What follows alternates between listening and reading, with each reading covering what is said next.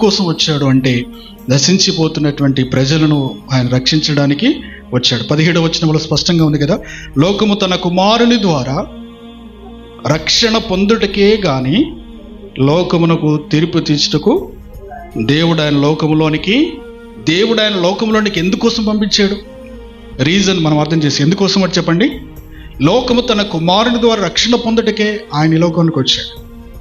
కాబట్టి ఈ రక్షకుడైనటువంటి యేసుక్రీస్తును తృణీకరించకూడదు కదా. ఈ రక్షణ మాకు వద్దు అని పక్కన పెట్టకూడదు. ఆ రక్షకుని యొద్దకు రావాలి కదా.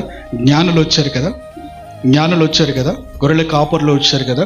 వారు గొర్రెల కాపర్లు వచ్చారు, జ్ఞానులు వచ్చారు, యేసు ప్రభువును చూశారు, అత్యానంద భరితులయ్యారు, సాగిలపడ్డారు, పూజించారు, ఆరాధించారు కదా.